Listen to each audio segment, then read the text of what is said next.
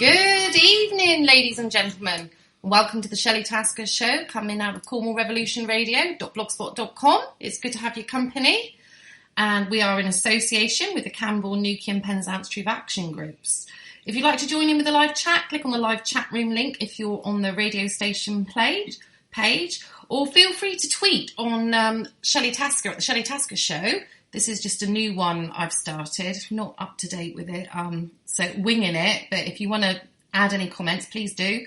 Today's date is Wednesday, 23rd of June, 2021. And hosting along myself is Charlie Rainbow. Good evening, Charlie. Oh, hello there. Fancy seeing you. And we have two wonderful guests tonight. Our first guest, so I can't even speak and I haven't even had a drop of wine yet, is Lee Adewole. Oh, we've just been chatting about pronouncing Lee's surname. Good evening, Lee. Welcome to the show. You're great. You did it great. Perfect. Well done. Oh, thank you so much for being a guest. It's nice to... me, Shelley. Yeah, well, it's been nice to have a proper chat to you, because, I mean, obviously we've met at choir and stuff, but we've never had a proper chat because you're always busy directing and doing stuff. Mm. And you're just on your way out of being quite poorly, you've said. So I resurrected myself. You resurrected yourself. Oh, bless you. So, we want to know your story, Lee. How you are obviously gospel singer, songwriter, choir director, and you work for, is it Warehouse Car Company? Warehouse, yeah. That's right, yeah. You're a busy lady, and my God, you get about, don't you? Yeah. Got my fingers in lots of pots, as they say. Yeah. Get myself busy. Yeah, and I think that's the key, really, though, isn't it? Mm-hmm. So, where did your venture begin with the whole gospel side of things? I have little visages of you, like, going to church as a little girl and singing your heart away, but... Absolutely, that's exactly how it was. So I grew up in Coventry with Windrush parents, and they came over in 59, 60, got married over here. My dad came first, and then my mum came, and they got married. And so I was born and raised in Coventry, and went to church with them, carried as a baby in arms, Black Pentecostal church. And in the Black Pentecostal churches, there was a lot of opportunity in the midweek, the sort of weekend, Friday night services, where it was like a family service where everyone could participate, and whatever your giftings, talents, whatever it was, whether it was something you wanted to share from the Bible, or whether you wanted to write a little sketch, or if you were a singer, you could sing. If you were artistic, playing instruments, you could do whatever your talent was. You got a chance to shine. And there was always a lot of support, because it was used as a fundraiser, really, you see. So there was always a lot of support, especially for the young people to get up, the young kids. So I would go to those services. And so from the age of 4, I would be getting up and saying I wanted to sing a song. You put your name forward, and they have a list of people who want to do things. So I was already on the list from the age of 4, singing. Wow. And just getting my confidence, and growing up with a load of other kids that were either playing their guitar, either on the drums, or the whole of the music industry is actually full of these kids that grew up in church, shining their talent on a Friday night, basically, honing their skills. And then on a Sunday morning, the best of the best would get the opportunity to sing, to play. We would be able to form groups, form choirs, and just hone our skills. And then we'd be listening to a load of tracks coming in from the States, and idolising those artists. Not much different to today and what kids do, but we were listening to the legends of gospel, pioneers. Gospel had taken this whole new form where we had people like Aretha Franklin, who was being taught by James Cleveland to play piano. This is before she became a pop star. She was touring with her dad, who was an itinerant minister, so she'd go around and sing for him. James Cleveland had taught her how to play, and then it comes to the early 70s, where the benchmark of gospel music, basically, was recorded, which is the awesome, inimitable Amazing Grace album by Aretha Franklin and James Cleveland and the Southern California Gospel Choir, where I basically honed all my real gospel skills listening to both James Cleveland and Aretha Franklin. And to date, that album that was recorded, I think in 1973, has been Aretha's #1 selling still live album. It's a standalone album. And recently they made a film. Actually, they released the film that was made when that album was recorded. And unbeknown to most of us, people were there like Mick Jagger in the audience. Oh, wow. So this is the stuff that we grew up on. And I then moved to London eventually, and then went into session work. I had a job, but they would release me to go and do session work. And in the beginning of the 90s, I then took myself off to the States to go and really experience gospel music. So you just went by yourself? Yes, I just said, I'm going to America. Wow. And I said, please, can I have some time off to go to the States? And I've been doing a lot of session work with recording artists, like who was I working with?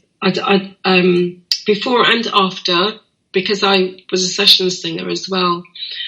I'd worked with Tom Jones, Take That, later on Stevie Wonder, George Michael, Diana Ross, plethora of artists that I got to work with, but I really needed to go to where the roots of gospel was at. And I had the most incredible trip in the States. I went from East Coast to West Coast touring. I got a platform to sing, and I realised when I was coming back, I got the platform to sing because I was black, not American, but black with a British accent.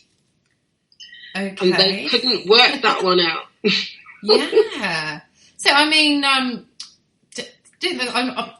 God, how do you say this? I mean, gospel singers, I suppose traditionally we think of them as black singers, don't we? Yeah.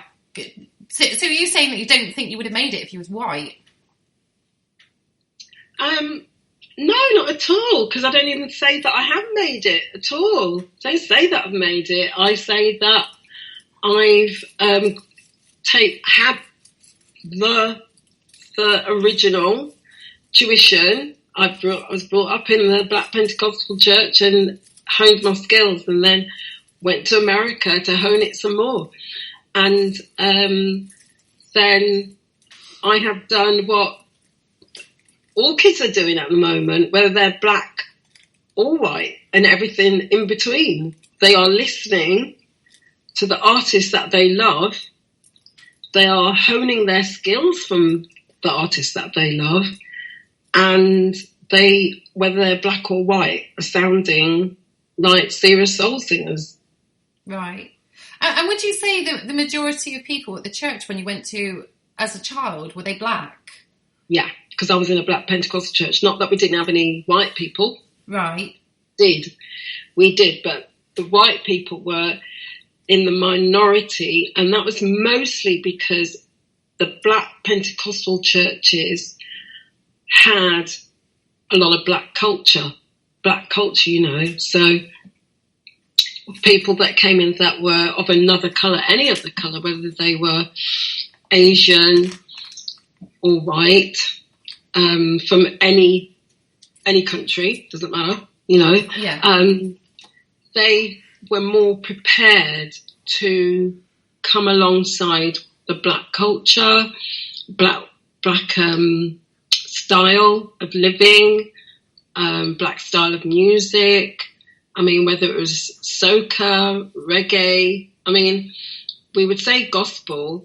I mean, truthfully, to give you the right context, the church that I grew up in, because my parents are West Indian and the Black Pentecostal churches had come from the West Indies, they were more influenced by Southern country gospel. Yeah. Because the West Indies, by virtue of where it is on the map, comes alongside the southern part of America. You know, it's North America, but it's more like Texas. It's more where you call the Bible Belt of America. Johnny Cash end. Right. So that's the kind of music that they would be singing and playing, and then they would put their own Caribbean influence on it. So by the time us young people, if you like, were listening to American gospel, that was what we call now traditional gospel, like James Cleveland and Aretha Franklin, and then it moved on to the 80s, Walter Hawkins and Andre Crouch, all these people that they would say is a bit more contemporary, and choirs were now rocking and clapping. They weren't into that, the Black Pentecostal church. My dad was dead against it. Oh, that's the best bit, surely. There was a lot of noise. Stop that rocking, stop that clapping. It's a little bit too funky. Oh, Jenny, I dreamed you would always see things like that on the movies, and oh God, what I would have given. And I think it would have brought a lot more people into the church if there was music like that. Yeah, absolutely. In fact, what used to happen when we were having church, whether it was in our Caribbean style or American gospel style, the neighbourhood absolutely loved it. They loved the sound coming out of the church. They loved it.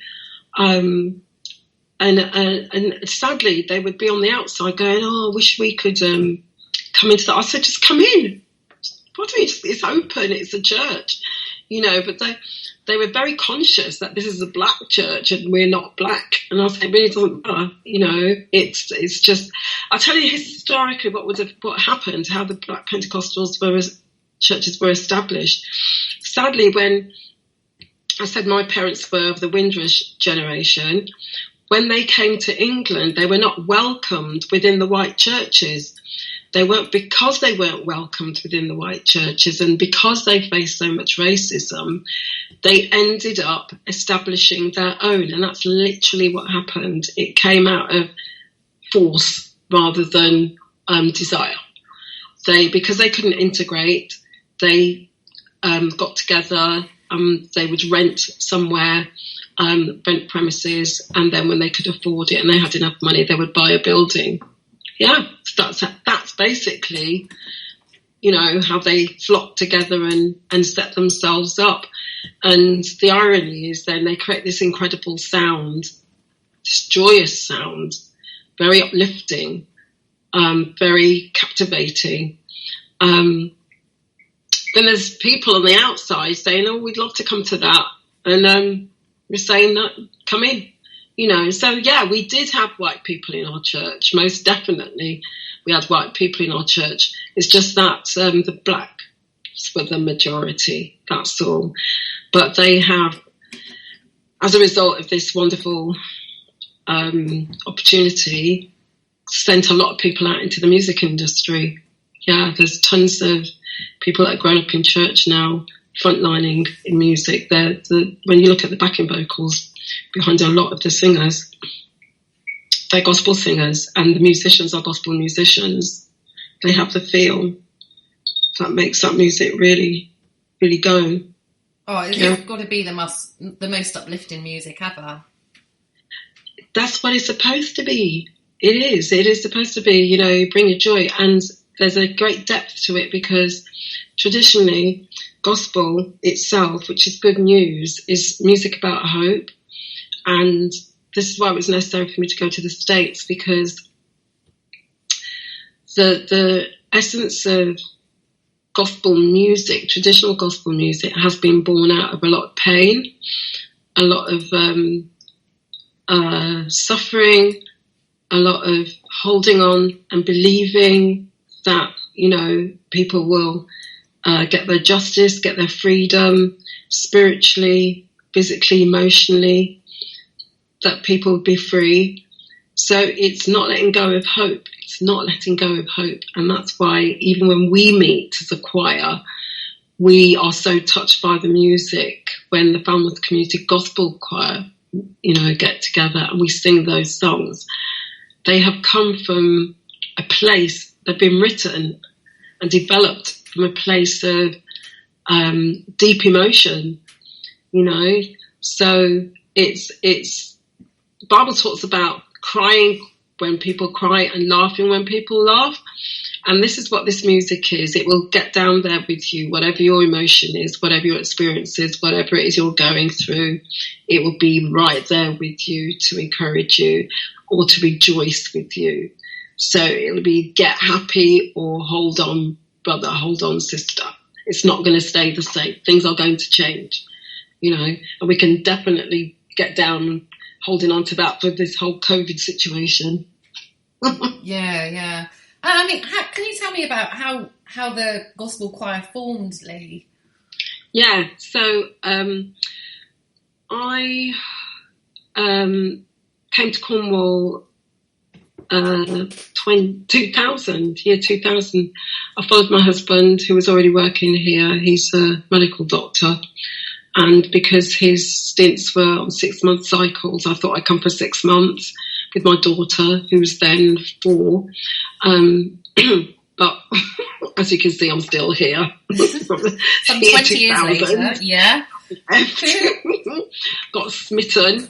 And yeah, we decided to stay. And because I stayed, I then got introduced to a band down in Penzance. And in that band was Richard Penrose.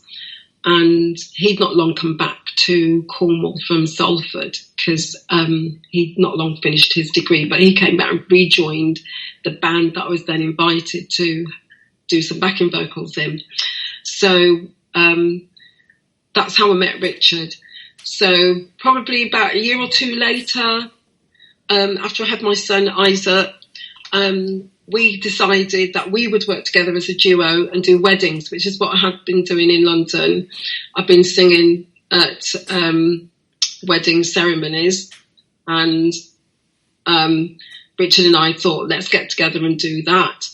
And we then developed from there to doing workshops in schools, which was great.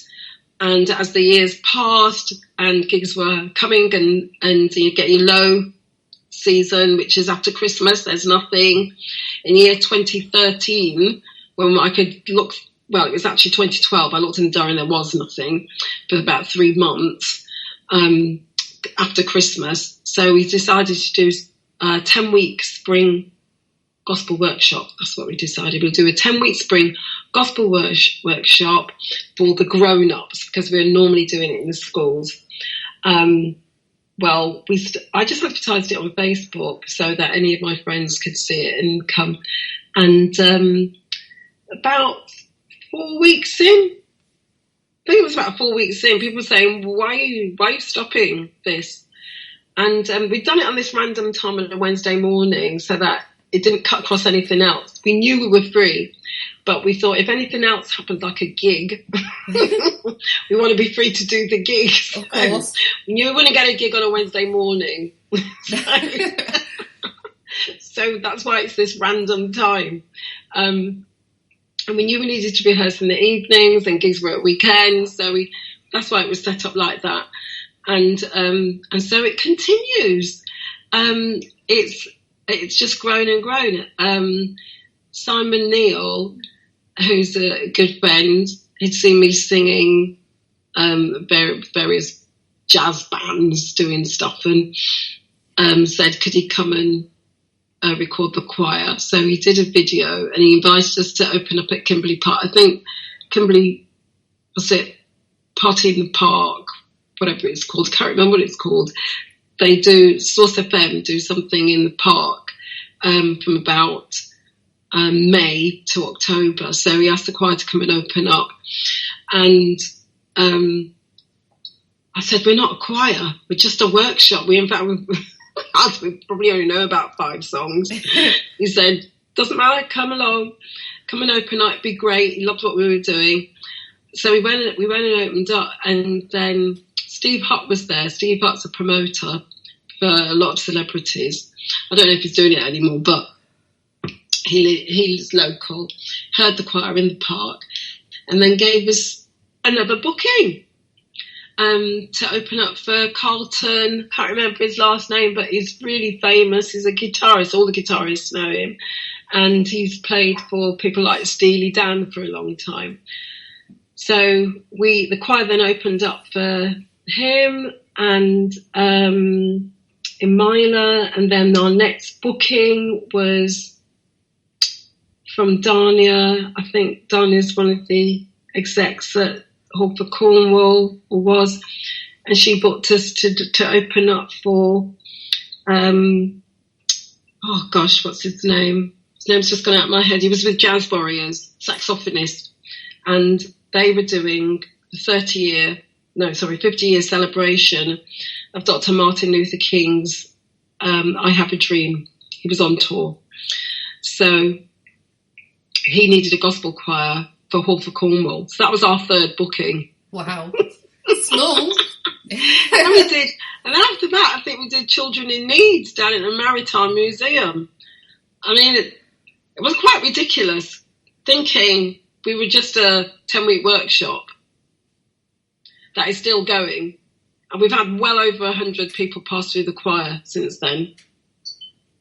Yeah, it's amazing. And I was fortunate, a few years ago, I came for a season, and I was really fortunate to do the Aretha Franklin tribute night, which was amazing. Yes.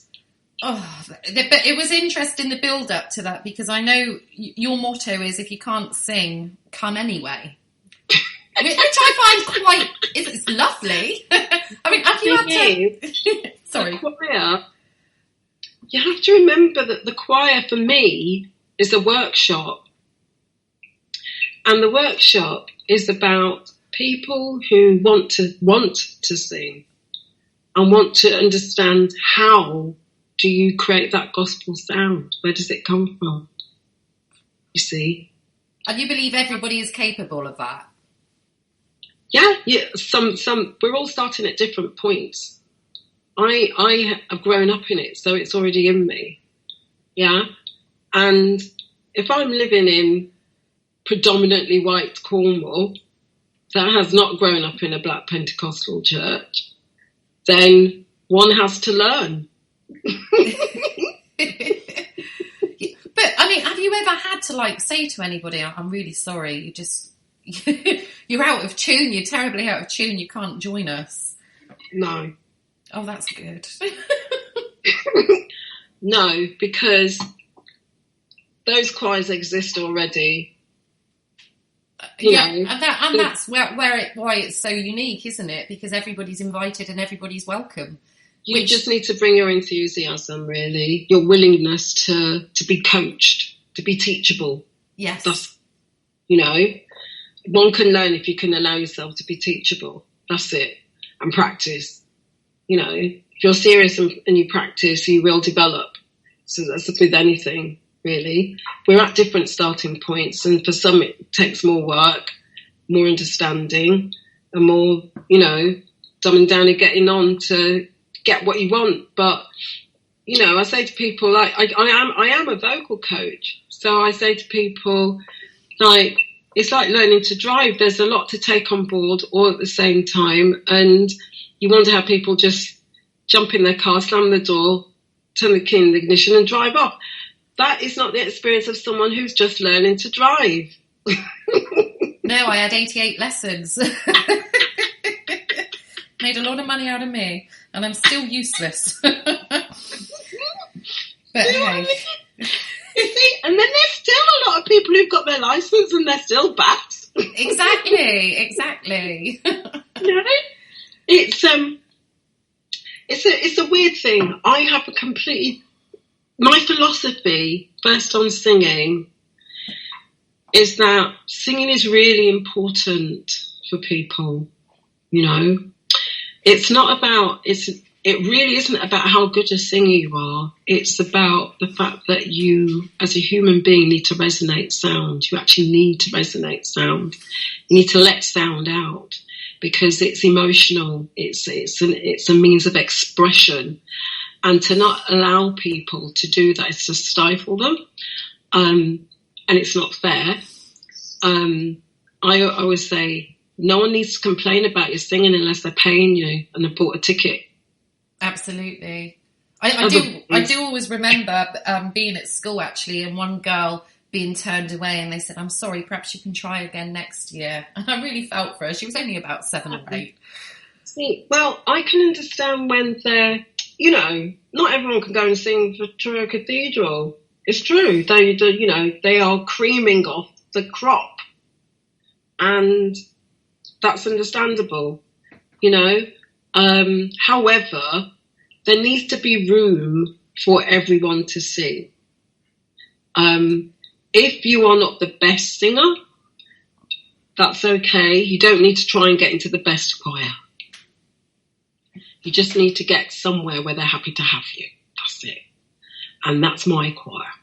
Oh, and that is lovely. And it is it was, when we did that tribute, it was quite funny trying to get people to swing the right way and clap in time with the music. I think we decided that night that nobody was going to swing, we'd just sing because everybody was going different ways. And I think we started out all stood still, but after a few seconds, your body just has to move. You can't keep still when that sort of music is playing. Exactly. I genuinely find it a challenge to be... I do look at choirs that sing, just generally, and think, wow, that's amazing how you can be so still. Yeah, to gospel music especially. That's training in itself, isn't it? I think that I am someone who moves anyway, can't keep still and sing. So that would be a challenge for me. However, there are people or choirs where you have to be still, and it's a completely different kind of music that we've got. Our music needs you to respond with your body, not just your voice. You need to respond with your body. On the Aretha Franklin night, it was more of a challenge because I normally conduct the choir, and I was a million miles away from the choir. You were the front, where you should be. And I couldn't give the choir any direction. So it was what it was, but it was all for the joy. And, you know, we weren't trying to be anything that we weren't. You know, we were trying to honour Aretha Franklin with the songs. That's what we were trying to do. And bring the joy of it and what the joy that she brought to us, to be quite honest. Yeah. Yeah. And I'm taking it that she was your hero in the gospel world. The top. I have a few people because in terms of singing, Aretha Franklin is what I call a heart and soul singer, you see. And everything in her singing is expressive, whether she's humming, singing low, right into the bottom of her boots with a bottom note, or singing full throttle high, or singing really soft. But she's a heart and soul singer. Every single note is a note of expression. Nothing is thrown away. Everything is meant. And so when she sings and she means it, and that's how I sing and I mean it, you know, and so when she's using her voice, a lot of people do, what do we call it? Vocal gymnastics for the sake of it, and they're just listening all over the place. Aretha is doing it to actually express what she's feeling. You see, it's really, really different. And so she's not doing it just because she can. She's doing it to express every line and every note and every word of what she's singing. Sometimes she needs a vocal ad-lib on it, and sometimes she doesn't. That's the difference. And a lot of people just like to do a lot of vocal gymnastics, and they're just not required. So my other people who do zero vocal gymnastics are people like Roberta Flack, you see, who is built completely on tone, just tone, and purity, absolute purity of voice. And so between those two, this is where I've drawn most of my singing from, sitting between the purity of Roberta Flack and the complete vocal expression of Aretha Franklin. Yeah, that's me. That's what I try and coach when I say to people, when I'm teaching people to sing. Your storytelling is far more important. If people are convinced about what you're singing about, if you sing it with meaning, it will always override any lack of talent. It will reach people emotionally, because the singing is about connecting. That's what it's about. You're there to connect with people. Do you have the coaching ability to be able to distinguish if someone is better in a different type of music, like karaoke or with guitar and singing, rather than gospel and vice versa? Do I have the vocal ability to say whether better, whether they'd be better see what karaoke? Yeah, to see what genre they would be to suit. Because you say some people, you're a gospel singer. When I listen to people, when people come to me for vocal coaching, I ask them what their experience is, what do they want out of the lessons, and I don't try to pigeonhole people. I say, what is it you want to sing? And then we break down the song, and we look at what the song requires from them vocally, and what they're going to need to do to sing the song they want to sing. So they might spend many weeks on that, and then they decide they want to do something else, and I'll say, okay, what else? And they go, well, I like this. And I might say, what do you like about it? Is it the rhythm? Is it because it doesn't go anywhere? Sometimes they don't want anything that goes high or low. They just want something that's the same. So you're going to do a lot more work that's on something that's just the same. Otherwise, it's going to sound really boring, So I just tend to work with people wherever it is they're bringing their song, because every song requires something different. And then people find that they're better. They just work through different songs and they find their own groove. The main thing is, I say, bring your own voice, because you can listen to people. And I like to take songs and sing them my way, you see. I like to sing a song my way. So, and especially with the band, I am privileged to work with the guys that can turn things to whatever direction I want to do it. Something might be reggae, but we might want to do it more soul or more R&B, or we might take something that is a standard, easy listening, do it in bossa or do it in reggae. So you can mess about with music, and you've got to find your own way of singing.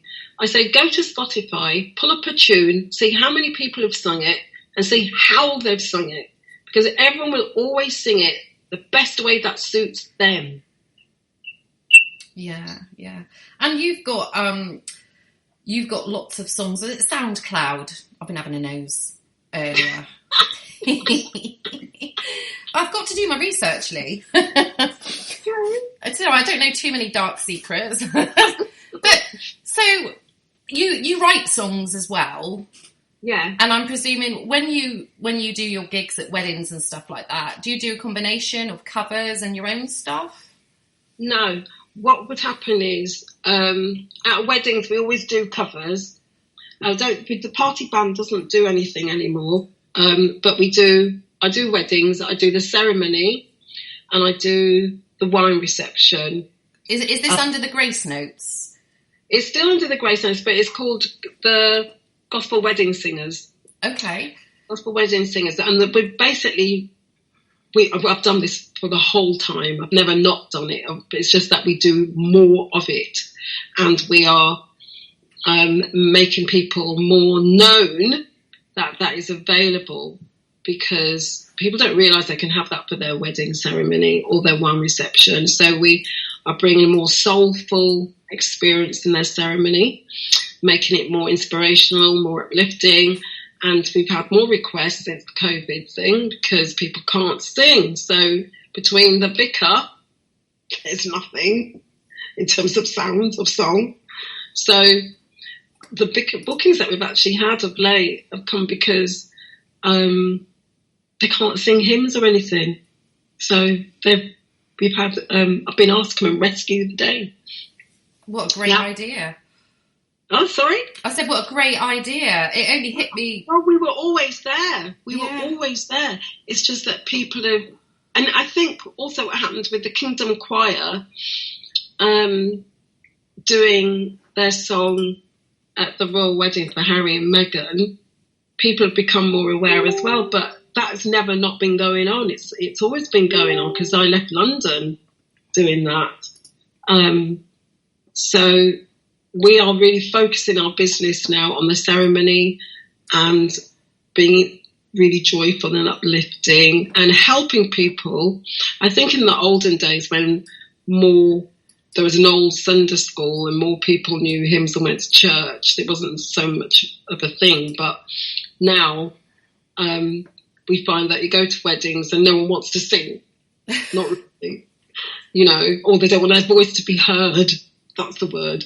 So it really helps if you've got a group there that, it's like my sister Janice and now Matt with Richard and Sam on bass, that can really bring incredible sound in whatever venue, not necessarily a church, wherever they're getting married. But in the church venue, so are you like singing in replace of where they would usually have the hymns?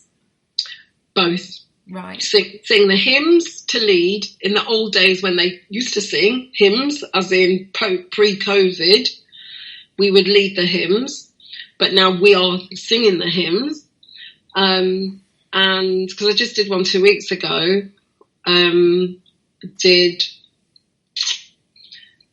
did Songbird, Make You Feel My Love during, I think, the signing of the register. And then for the hymns, they had Amazing Grace and Jerusalem. Yeah.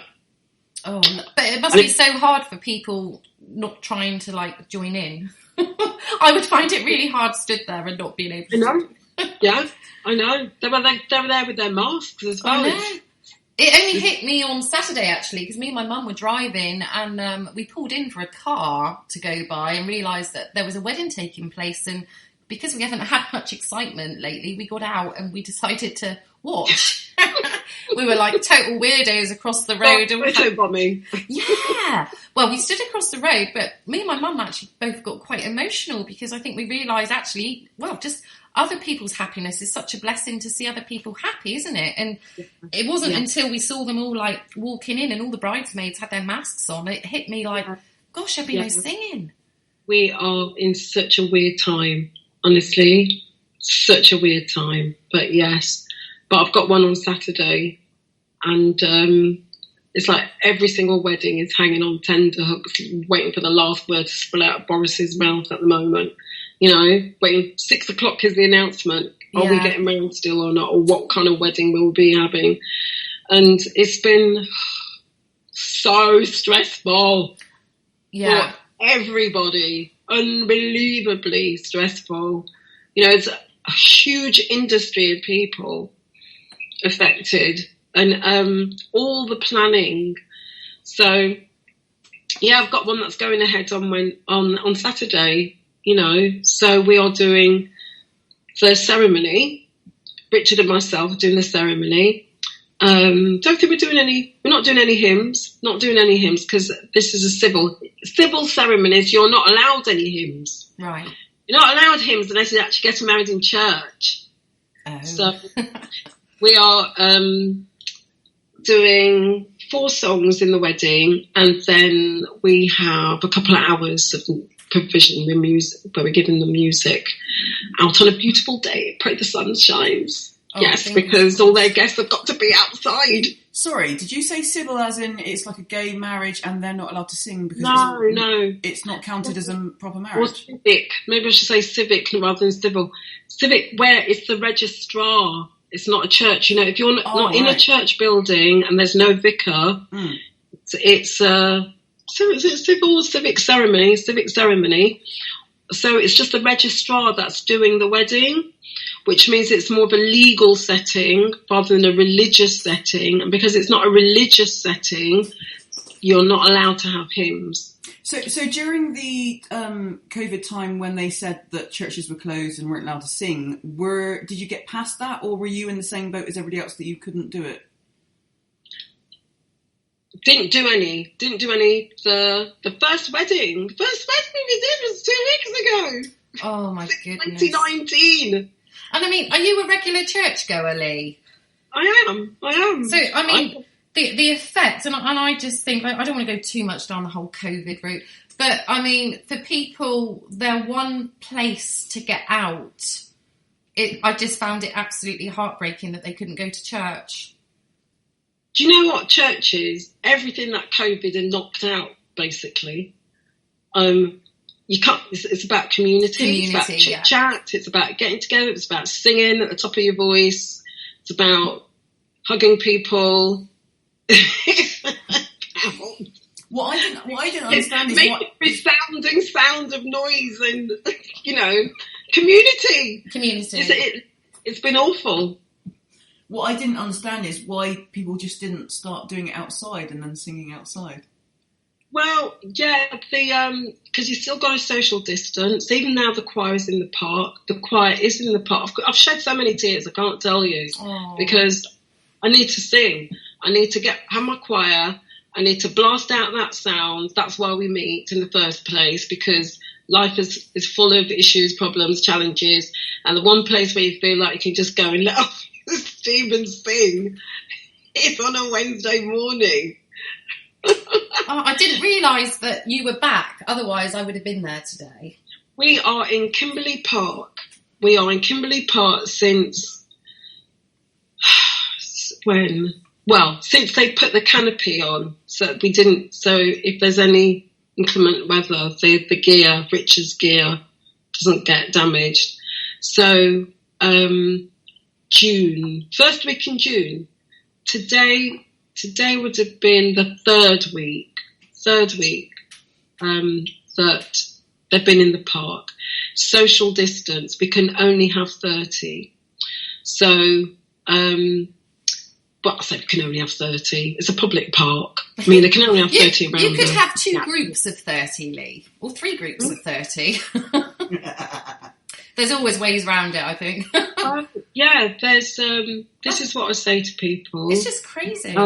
We are officially 30 social distanced around the stage in Kimberley Park, and then we have up to 6 marshals to form basically barrier against the general public that might be in the park and say, this is the choir space.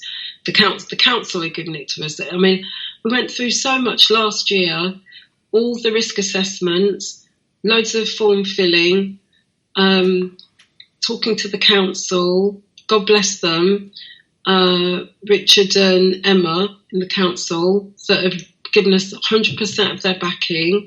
We've got everything organised.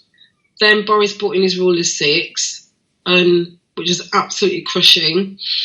But then he said, I think they were allowed we were allowed 30, I think, if you were social distance. So we kept going on that plan. But then the first week, after everything had been signed off, it poured with rain. Oh no! Poured with rain, because everything took weeks to get everything done, you know. And we were checking with the MU, checking with the council, checking constantly through all the stipulations, form filling, getting everything ticked off, dotting the T's, crossing the I's, or whatever, which way it goes. And then it poured with rain, and then the weather kind of went, and then we all had to get back inside anyway. You know? So we had the huge lockdown, as you know. No one came out for ages. Country went into hibernation, and then we had to just wait until the weather started to pick up again. When we were all starting to be eased out of lockdown, I spoke to the council. I said, do you think it's all right if we try this again? And they said, yes. I said, just let me know when you're going to have the canopy on. So after Whitsun, they put the canopy on because they have to work with it not being too windy as well. Sure. So once that was on, date was set, I then had to spend a lot of time suddenly realising this cashless society, how we're going to collect any money, and then we had to work out how we were going to get people to just get tickets. So we only had 30. So I've had to learn stuff I don't want to learn. The whole last 18 months has been me learning stuff I'm not interested in learning, like internet. Yeah, I think lots of people have been in the same boat, Lee. I mean, it must be such a realisation for people as well. I mean, how much they missed it. I know when we spoke a while ago on the phone, and I just said, you know, when this is all over, I need to go to choir. I gave it up to work every day to earn a bit of money when actually we couldn't spend any money. I mean, I do need to earn money, but for one day that used to be mine, I gave it up. Yeah, I didn't need to do that.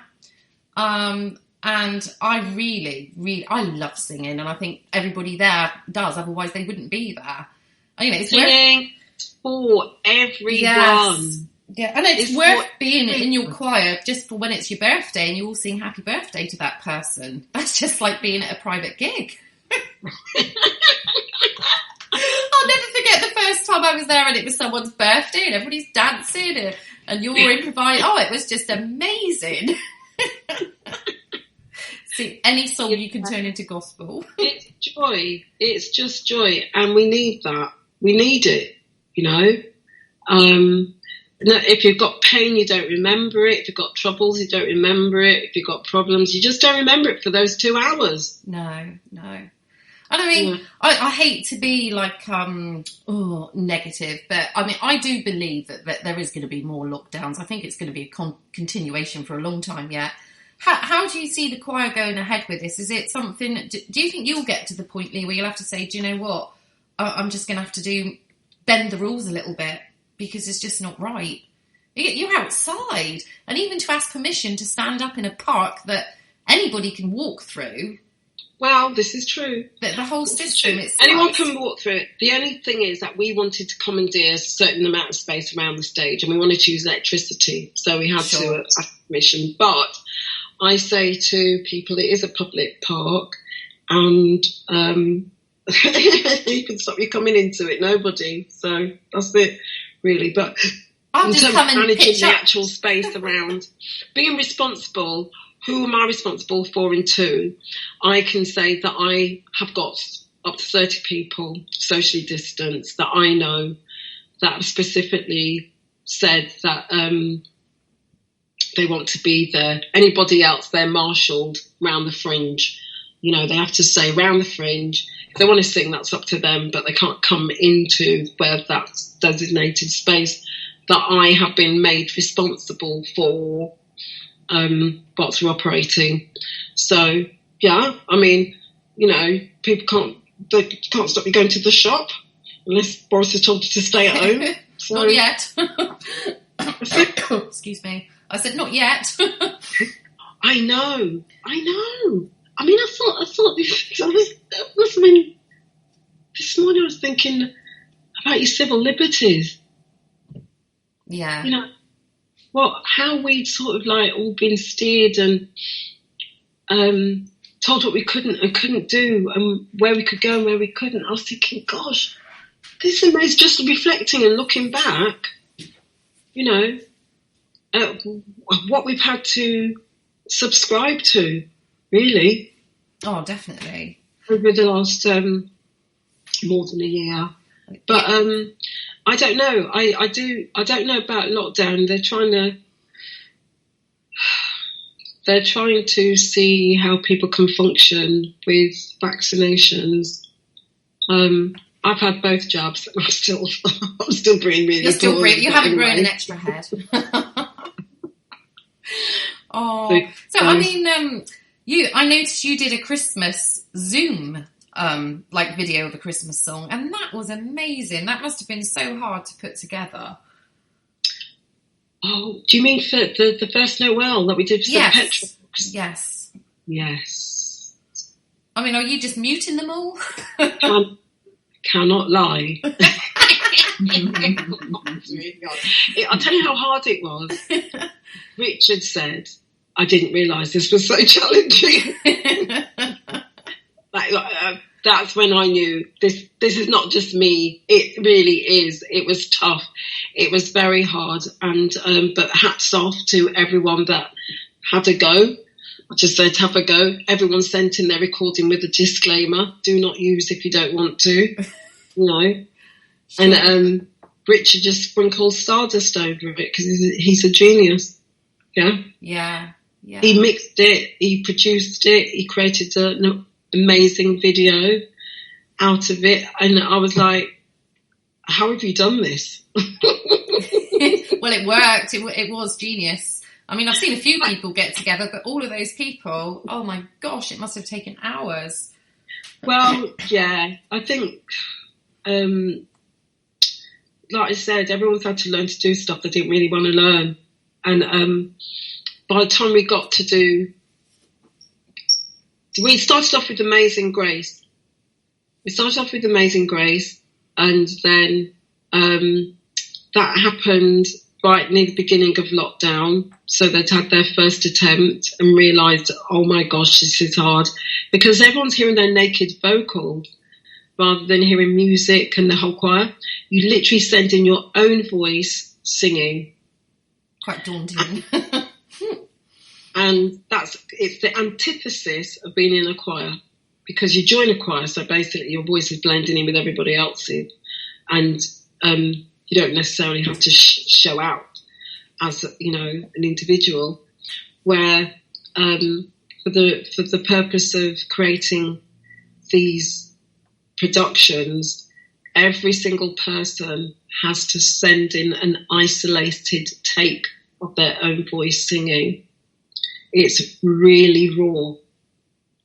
Sure. And not necessarily like, this is the same voice you've been stuff. It is really raw. To your own voice, because it is one of those things. I mean, I cringe when I listen back to some of these shows. Oh! No, I don't know. I just can't stand it. I absolutely hate it. Hate it. It's put it this way, singing by myself, singing is fine, but then recording it and hearing it back is a different thing. And the only difference is simply this: we have an internal sound, so we hear what we hear, and that's what we're used to. What we're not used to is hearing what everyone else is hearing. Yeah, true. It's like, do I really sound like that? You speak into a recorder if you don't like it. Oh, so how is the meeting? The 30 people in the park. Are those people that are coming? Are they feeling quite safe and up for it? Yeah, definitely. I bet they are. I bet they're dying to be out singing. Yeah, it's great. It's great. Sadly, I couldn't be there because I am actually in isolation at the moment. So today I couldn't be there. But it is, it's great. And I think the first week we did it was when the G7 was happening. So some of the police were in the park as well. And they were like, wow, this is amazing. Yeah, good part of their job. Watching a little concert. You know, yeah, it was like that. But, it's so good.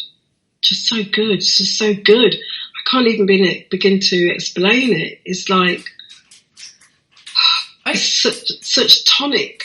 Such medicine. Yeah, I can imagine. And I'm thinking, if I can't get a ticket for Wednesday, then I'm just going to come and sit the other side of the barrier and listen. Yeah, fine. You know, my mum could come along. She bought a chair and she just sat in the park. Lovely. And I mean, I suppose you're filling up those 30 places quite quickly, aren't you?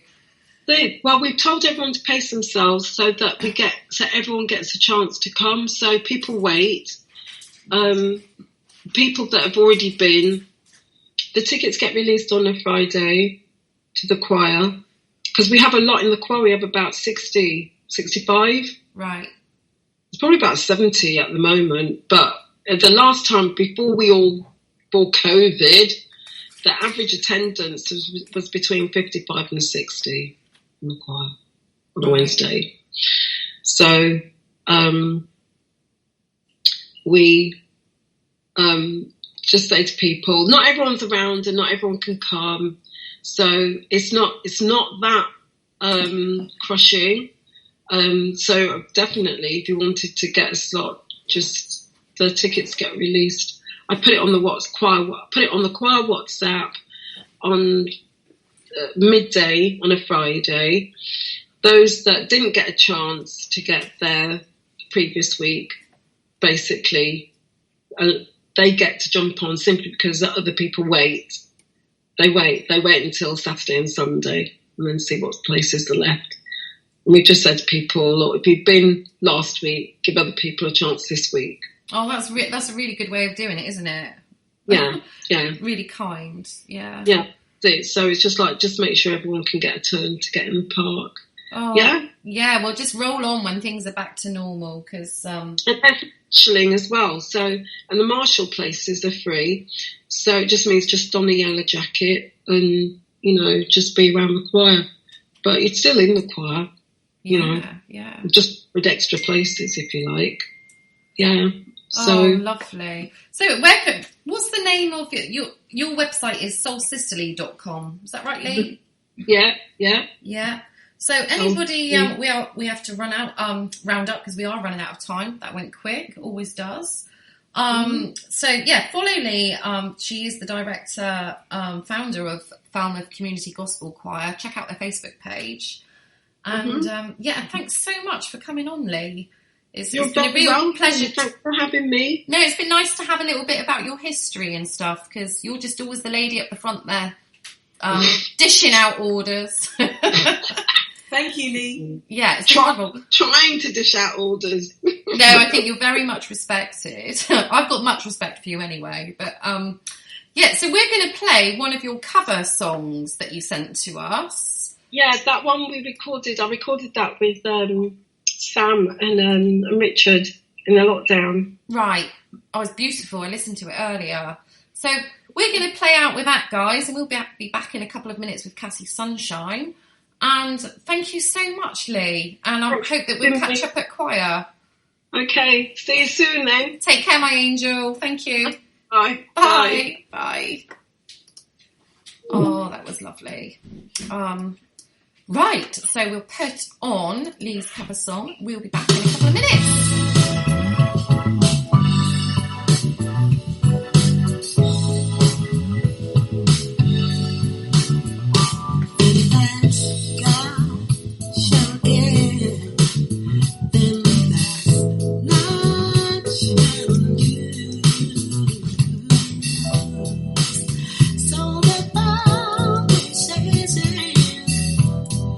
Still is you.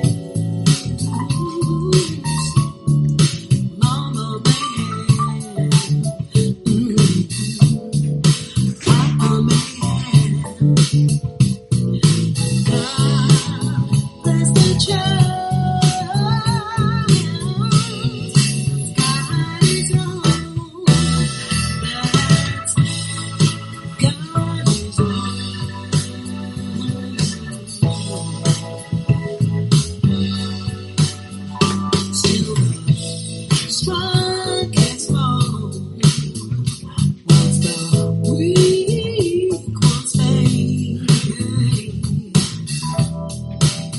Empty pockets don't ever seem to make the grade. Mama may have, Papa may have. God bless the child. God is on.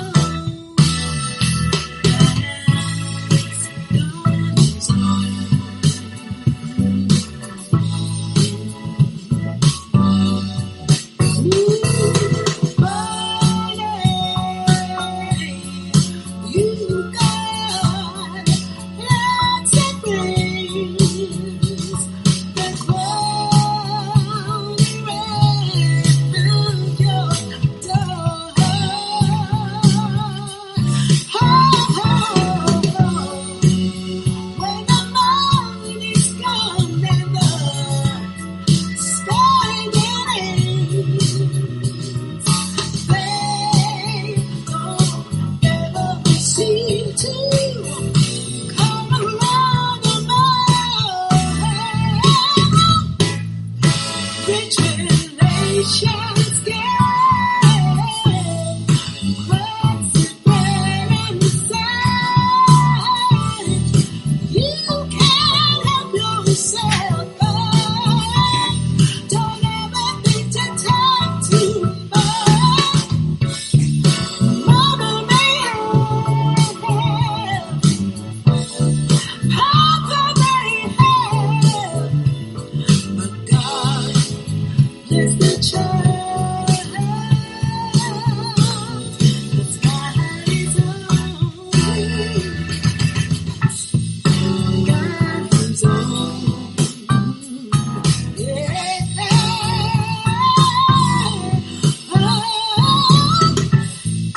God is on.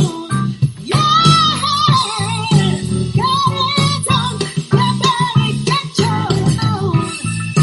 Get your own. Get your own. You better get your own. God bless the child. God bless the child. Yeah.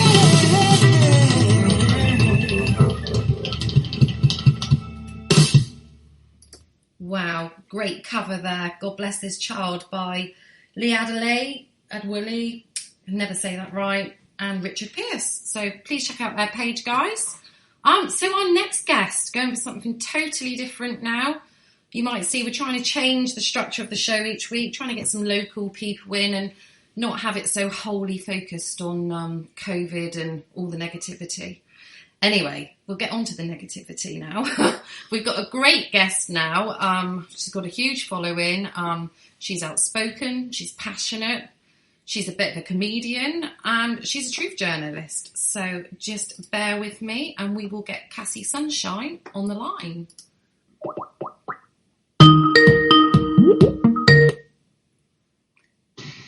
Good evening, Cassie.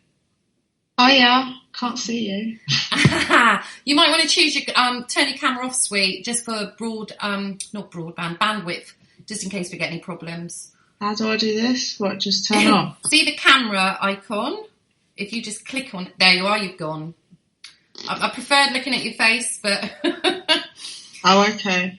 How are you doing, my lovely? I'm alright, yeah, I'm alright. You're a bit better than what you was the other day when I saw one of your live streams. You were... Yeah, I was due on, obviously, as well. I get very emotional, but I contacted my work and just said, like, what is the situation? Are we live?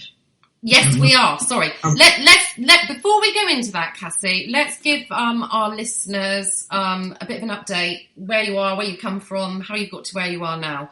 You know, yeah, big blogger, truth journalist. I've given a basic introduction before I called you, but yeah, tell us your story, sweet. Oh God, where do I start? At the very beginning.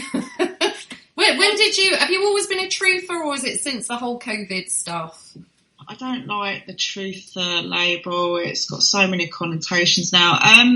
Okay, my journey on Facebook started about 5 years ago. I think I've been doing Facebook Live for about 5 years. And it really just started from looking at information, all this information like a lot of us do. We research and then we've gone down the rabbit hole, and I had no one to share it with. And I'd been watching some people on Facebook Lives, and just one day I broadcast, and I started to get a audience. But part of my journey has always been like, I've always come on and sung, and I've got my Cassie now. So my journey's kind of, I know it's a bit of everything, but predominantly it was really about the truth. I was very addicted to it. It's kind of like, I'd say like binge watching your favourite series. I was obsessed with finding out what was going on, because what I realised is everything I've been taught is a lie. Everything I've been taught is a lie. And actually, I don't trust the banking. I don't trust pharma. And that's how my journey just evolved, with this truth speaking and just coming on and just sharing my knowledge. I've never proclaimed to be someone that knows everything. I'm just someone that has researched. I'm very good at researching. I'm an investigative journalist, so I know what to look for, pinpoint the information together. And I think what people have found when they tune into me is because I've got a way of disseminating the information and relaying it that everyone can understand. So I can take complex information and deliver it to the layman, but also with someone who's very intellectual that would listen to me. I think that's why people have kind of tuned in. They listen because I've got a way of speaking. It's a gift. It's a gift of mine to speak. And I've campaigned over the years. There's so many things that I campaigned on, especially like the children's stuff. But I had to pull away with that. It made me very, very ill. Very, very ill when you really go down that rabbit hole of what's actually happening to children. And then when obviously the whole virus situation happened, I was one of the first to go out. Like, I don't know what just came over me. I think when I went out in the streets, because I took my G-string, I could see, I knew this was all, I knew from the day this started, when it was in China, I knew that this was not what they were pertaining. I'd already had documents, I screen saved so many like bits of information, again, from my research and disseminating the information and bringing it all together. I knew this wasn't what they're pertaining it to be. Was there any sign at the start, Cassie, that you did think, when it first came out, that this is serious? When it first started in the whole China virus, at that point I was challenging it, thinking, well, it's a coronavirus. And then I discovered, and I've got it on, I took a screen print of it. It was a patent. A patent is someone who's invented something, and then they patent it, so they've got legal rights over what they've created. And I've discovered a patent for the human coronavirus, and it was created and it's patented by the CDC. Like, it just, and knowing what I know about the agenda, like the agenda which these psychopaths have, which all comes under like sustainable development. They've got Agenda 21, Agenda 30, ID 2020, like all this stuff that I'd researched and knew about and was traumatized, why it woke me up. I knew. I was challenging it. And then the day that Boris made the announcement for our country, and I've got the video, it's still on my timeline on my other account, I came on, my heart was pounding, and I knew that this was everything that I'd learned about their agenda that they were going to roll out. The NWO was being used. This what we're in, this whole virus thing, was the Trojan horse in which they were going to roll out these plans.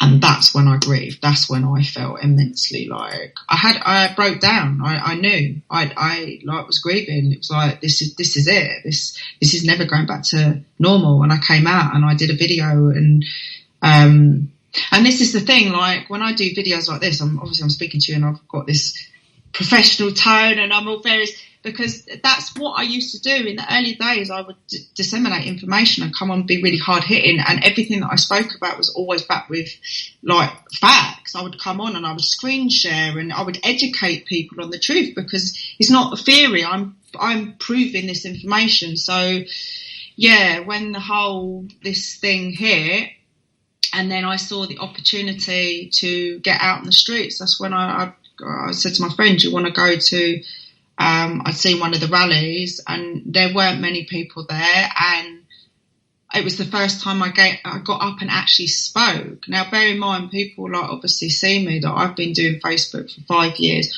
I'm very confident because there's no one else I sit here, I'm on a camera, I see myself. And to speak in front of people was a massive thing for me, because I'd attended Toastmasters, like the international public speaking, like I went and did that for a year to develop my skills as a public speaker. So just that day, I remember in Hyde Park in Speaker's Corner, and I said to my friend, get up, and I went over, there was peers there, and I got on the megaphone, and that was the first time I actually spoke, and I was like, I found my voice, because I was shaking. And the other thing as well is like how I'm talking to you, it's like me being in front of real people. I turn into, I don't know what it is. I struggled in Toastmasters. I go into this professional. It's not me. It's not congruent with who I was.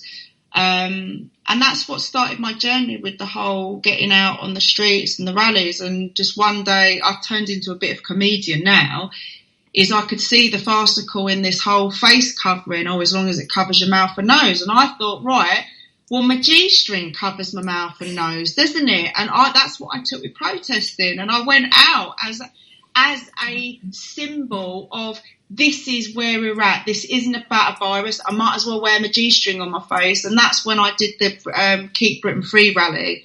I went up there. I took my own PA system. I had my G-string on. And that speech, it was over 1 million people had seen that. Like, people, this is what I'm saying. I've got a gift for speaking. It's what I've been gifted with. But where I am now, obviously, what's happening is it's impacted me personally, because I'm involved in that area, and it became real when, oh my God, now they're going to they're mandating the whole like V-shot for everybody. But it wasn't just what was impacting me personally, that I know, and this is why it affects me so much, because it's so poignant. People don't understand. This is not about, and this is the message I want to kind of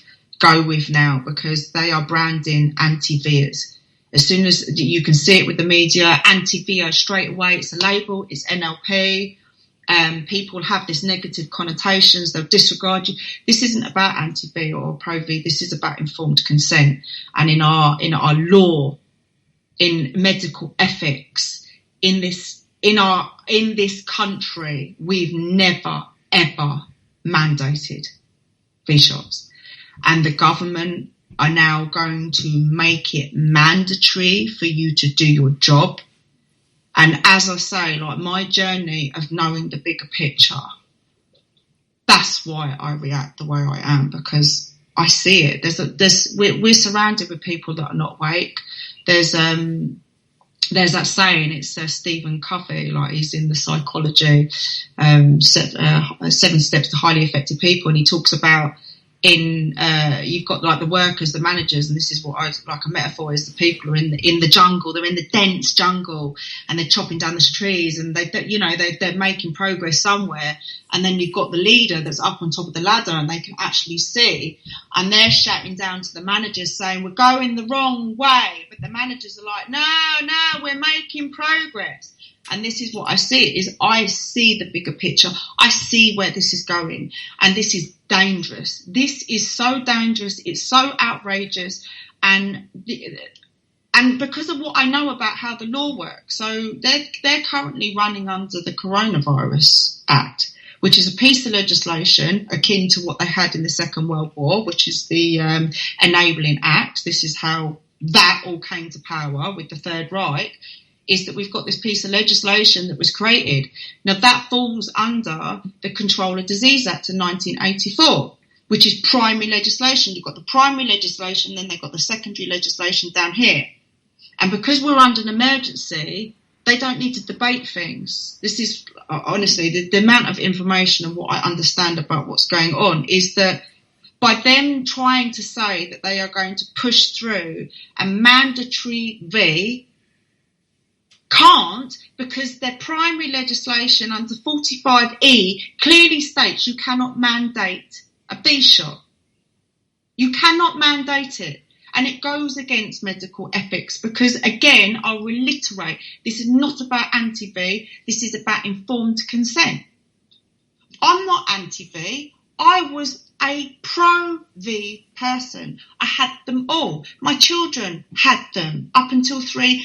Thank God, touch wood, no, they're fine. And this is the argument that we would get into debate. Well, I'm fine, I've had it, I've had no side effects. But I went along with what these experts told. I wasn't in the mind frame to even question. Why would I question? Why would I question? These are experts. We have experts. We have world-leading scientists that are they're experts. They spend their career studying. They go and get degrees in these fields. So who am I to challenge these people? And it was all part and parcel of what we've been trained to do. You have a child. And I was someone who, when I had my children, I did the best. I breastfed both of my children up until the year. I was buying organic food. I was pureeing the food. I was saving up my breast milk. I researched the best Cassie. I researched what the best for my child. And as part of that journey, like all mothers do, we feel that it's best because what we've been told is to give our children these V shots. But when I started to question the narrative, when I started to wake up and look at actually the world that we live in, that's when I started to look at alternative, to do my due diligence. And I started to research. And when I started to research, that's when I started to get, it's shocking. So am I right in thinking, Cassie, then if you knew what you knew then, if you knew now what you knew then, you wouldn't have vaccinated your children? Yeah, no. No, I haven't. My eldest 2 are vaccinated, but my 7-year-old hasn't had one vaccine, just because we're in the era of the internet and stuff. And well, you make an informed choice. But like you say, you have your child is expected. Oh, bring it in for its jabs. Yeah, of course I will. You know, but we also know that GPs, they get something like 12 hours training. That's their whole field of vaccinations. So.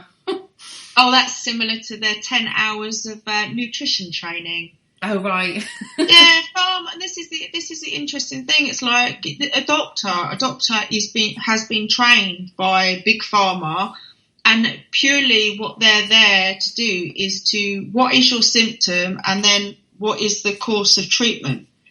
And it's always some kind of, so for example, I had a spot on my back, and I was obviously trying. It was a blackhead, and I started. This thing had been on my back for years, and my friend had noticed it. And I was like, I thought that was just a mole, and it wasn't. So I was fiddling around with my nails. I got it infected, and then it's like I knew I needed something, and I went with like the antibiotic cream, and they were like trying to push on like the antibiotics to me, even though I'm going, I don't want them, because obviously I've gone down that rabbit hole. When you take one prescription of antibiotics, it increases your depression by 25%. It gets all the good bacteria. This is because I've become informed. I've become informed of all this information, and it's kind of like the bane of your life. Like, why should I? It makes you neurotic, because it's like everything you've been told you have to challenge. It's like, well, is that safe for me? Like they say, oh, it's safe. Like for example, like you go into a supermarket. You go into a supermarket and you think, well, all these products are safe because they're stacked on the shelves. No, they're not.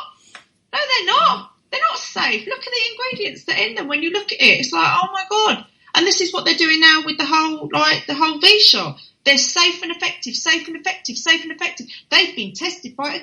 No, they're not. Well, how come when you look at the yellow card reporting, there's all these people that have had health impacts and some have died? But this is when the argument, of which there was the website that got shut down, it was the COVID-19 side effects thing. And I had a run-in with the admin on there because I was coming in at like a bit like an anti-VR. And he challenged me. And then the more I was getting in this debate in a private message, it was like, this guy is so pro-pharma because he was like, yeah, but it's not about, because I said the definition of safe, when you look it up, go and look at the Oxford Dictionary meaning, is to cause no harm or injury. Like, there shouldn't be any risk to that. And they weigh it up, and this is their speak, is that if the benefit outweighs the risk, they look at a proportion. So when you look at how many, 42 million in our country. I don't know what the world population is. They're on a jabber-meter right now. And then you look at the amount that have suffered. It's not that much. That's what these psychopaths think. That's not that much. I'd like to know what the statistic is so we can hit that target. Because right now people are being injured from it. But people don't, because when you look at the NHS, I go and look at the NHS website. I'm an uninformed person that watches the TV and believes the government. I go on the NHS website because that's who I should trust. It clearly states on there, side effects, runny nose, sore arm, fever. Anyone can deal with that. I don't mind getting that. If I thought it was going to stop me getting a killer virus and dying, no, they're not telling you the real side effects, because I'm sure, I'm sorry, if you really looked at the actual side effects and they're not extremely rare, I'm sure you might then weigh up as an informed decision, well, actually, the virus is a 99.9%, like, it's not that grand, and it's not going to stop me transmitting it. It's just going to lessen my milder symptoms, is it not? It's not really been in studies long enough. They've rushed it through, and it's under emergency legislation. And Pfizer, have you seen how many times Pfizer's been taken to court and lost and been sued?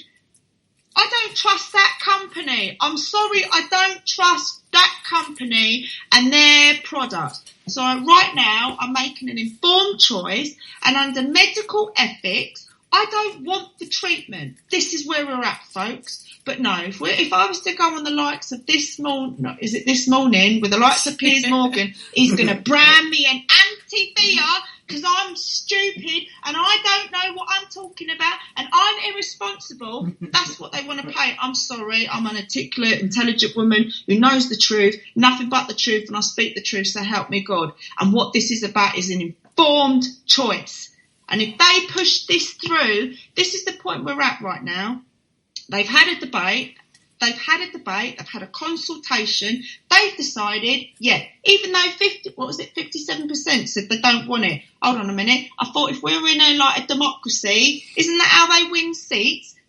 Exactly. People don't want it. They don't want it. But no, Matt Hancock and his farmer chums says, no, we're going to have it. So the mainstream media, because they're bought and paid for, have gone running with the story. The horse has bolted. Mandatory B, mandatory B, mandatory B. And what we've got employers now in the care home sector. We've got people who are just following orders because we've been trained. Don't forget when you train psychology, you train someone long enough, we'll all habitually just do it. We'll all be wearing face masks till God knows how long, because people, it just becomes habit. So they've trained us. They've trained us to get used to just following orders. So this is what we've got, folks. We've got employers now telling staff that if you don't have the V shot, then you're going to lose your job.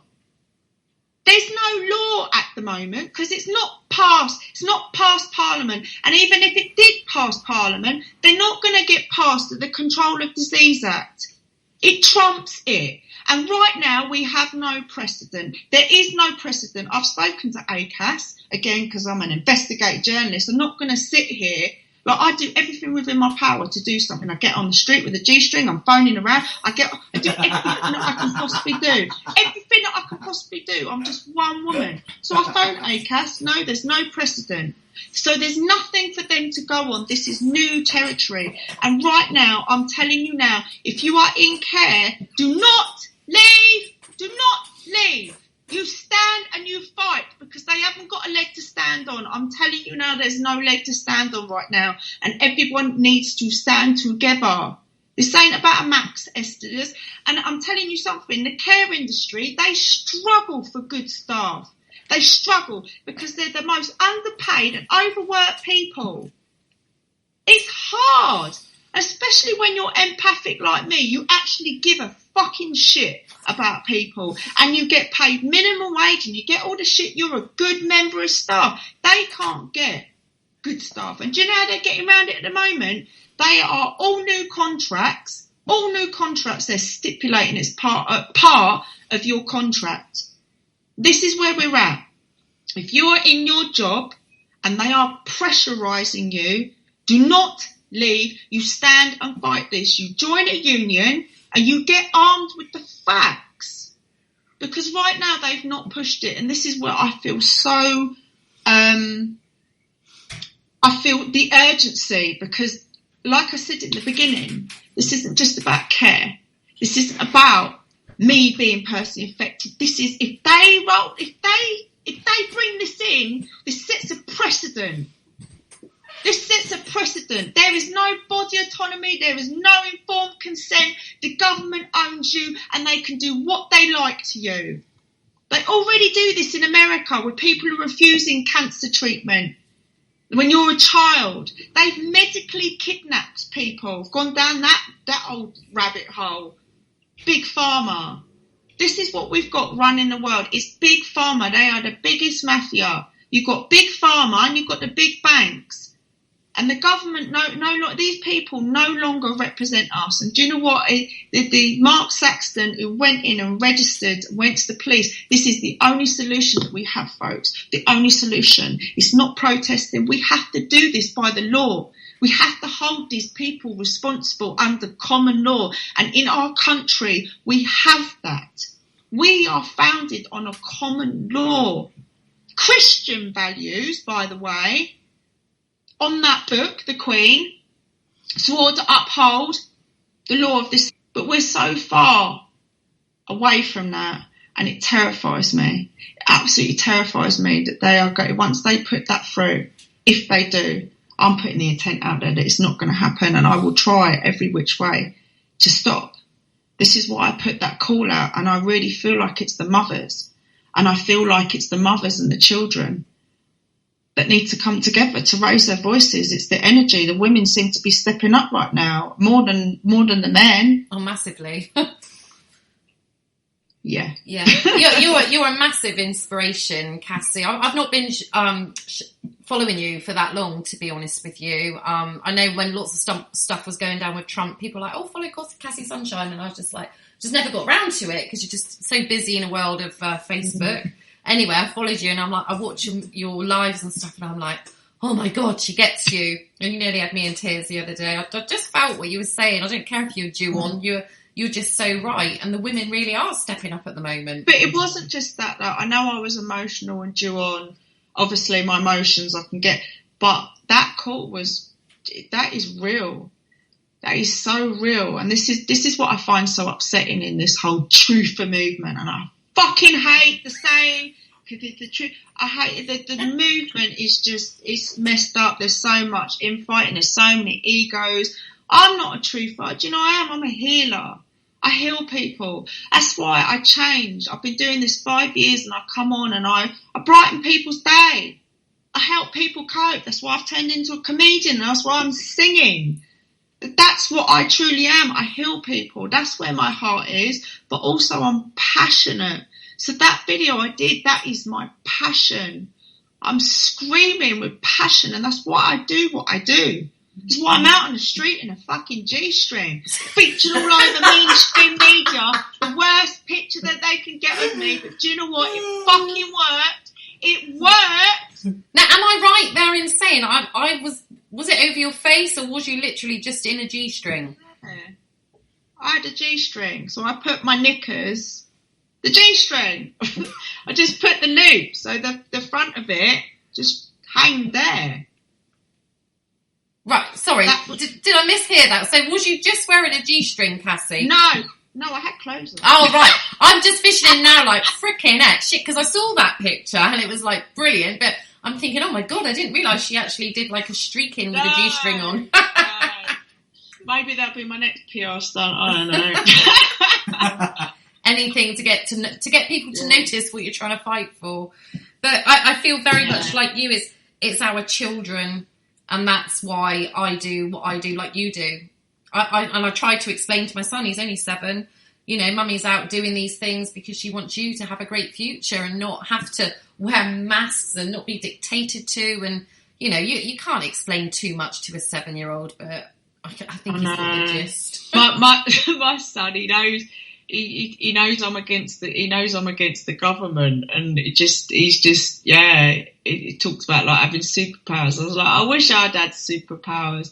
He's so funny, my son. Oh. But they don't really know. They don't. Really and you don't want to infringe too much on them, do you? Because you want them to stay innocent. And you know, I'm not with my son's dad because we are very different, and he actually asked me yesterday, I think it was. And of course, when I've come back from protests and things, he's here with the megaphone shouting out, "Throw your stinking masks on the floor!" And oh my God, he's been singing songs to his dad. His dad has not been impressed, but.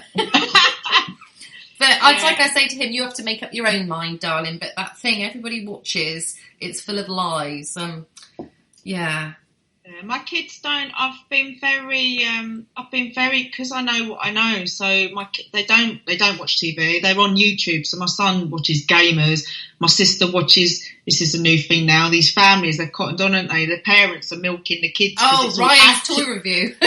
So it's like she's watching Stella at the moment. So it's all kind of that world. But and then I don't want them on like the computer and even now, it's triggering me. The schools are rolling out the sex education now, aren't they? Yeah. And even yesterday, I phoned my school and they came back to me today. They've sent me the curriculum of what they're being taught, and luckily, thank God, touch wood.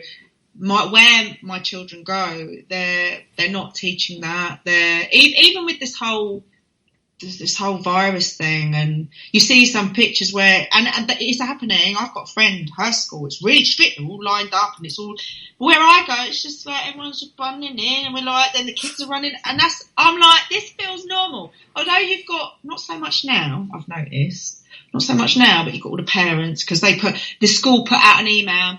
Like, not mandatory, but they're like, if you're going to speak to the teachers or speak to other parents, like where, obviously I ain't wearing a mask, I ain't give a shit though, I just bolt, like, I don't like the energies anyway, so I'm like in my own bubble, but it's shocking. That's what really shocked me. It's upsetting, like walking, knowing what you know, and you're like, oh my God, all these parents are just brainwashed.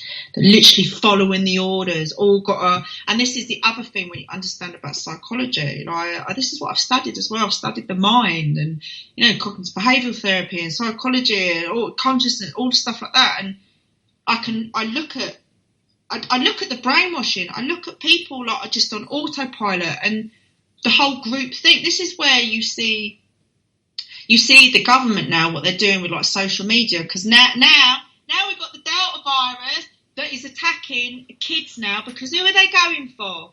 We're going for the kids. So now they've got, I just see it say incentivization. Put a thing on your thing and you get 10 credits. They're incentivising, and it's group thing. Your friends, you got to keep up with the Joneses, isn't it? You've got to be like everyone else. Well, I'm sorry, I've never been like anyone else. I've always been a rebel. Thank God my daughter's the same. Thank God, indeed. Yeah, we need more Cassie Sunshines. Oh, so how do you find your how do people take you at school? I'm interested in like other parents, because I know there's a few people that rather ignore me. I don't talk to anybody. Really? I believe it or not, I'm really right. Believe it or not, I'm very confident on here. Social, I'm confident. If I feel it depends I'm really empathetic, so not empathetic. I have empathy. I feel energy, so I could walk in a room or I could be around people and I feel the energy that they're in. And when I'm in large groups, for example, a protest is different because most people are on the same vibe, isn't it? We're all on the same vibe. But in the school, I get anxiety. I literally walk. I don't want to look at people. Massive anxiety. I hate it because I feel all the different energies and it's cliquey and it's just like, I'd rather just stay away. There's a couple of mums I speak to, African lady, she's from Nigeria, she's lovely. Another mum, that's pretty it. I keep myself to myself. I think you kind of have to, don't you? I mean, the last year I've lost a lot of friends. A lot of people walk past me at my son's school and stuff me now, but I'm over it. Screw them. Sometimes when I'm feeling in a really good mood, I'll walk past them and say, morning, just to annoy them, actually, if they don't want to speak to me. But I just think it's sad times when you can't be polite just because of somebody else's view. And we hate to say it, we're right. I'm sorry. They think we're so wrong, but actually we know we are right. But we are, it's crazy, we are the minority. Like, thank God for social media because we connect. And this is why I get, like with my platform, I get very particular trolls, for example. Like, they're just energy drainers. They're just energy vampires. But what I don't like is when you've got trolling in, it creates an energy where you've got your followers that they start debating and it's like, I want to cut that energy. I don't like that energy. I've very protected my energy. So like the school thing, I've always kept myself to myself because it's cliquey. So it's kind of like, well, I walk in that I don't give a shit, which has prepared me for now because people are turning around because you are a minority. For me, it's a bit different. I've got I kind of like a flock, and I come on and I vent, and I've already got an audience. It makes me feel good when I come on because I got people tuning in, and also people tuning in to me feel better because they're like, yeah, she knows what I'm going through, and she's saying everything. I have that so she says everything that's in my head, and I can't really put it into words, but she has a way of putting it into words. But in being the minority, like my friend, her village, they all hate her because they've seen her post. She like Truther, and they hate her, and they're all so asleep. She's surrounded by people who've had the V shot, and they do not like. They're like, oh, she's an activist. This is how people they're being conditioned. We're these selfish people. We're these wacko nutjob people. Yeah, absolutely. And I mean, I kind of, it doesn't hit me until I'm out and about and shopping and you see people and some of them are like, I was walking the dog this morning and the lady like jumped in the hedge. As soon as like, I just keep going. There was a time at the start I would stop and I would say to these elderly people or anyone about their mask wearing, all the ones that are wearing it under their nose. I would try and explain things, but in the end, it just drains your energy. I just can't be doing with it anymore. You cannot reach these people. They are so far gone, these people. Like, this is what's so scary. Like, with all my research and the journey that I came on, I really started when I woke up to what was going on. I also woke up to my true divinity and my spirituality. It was the same sort of time. I've always been, as a young girl, really intuitive.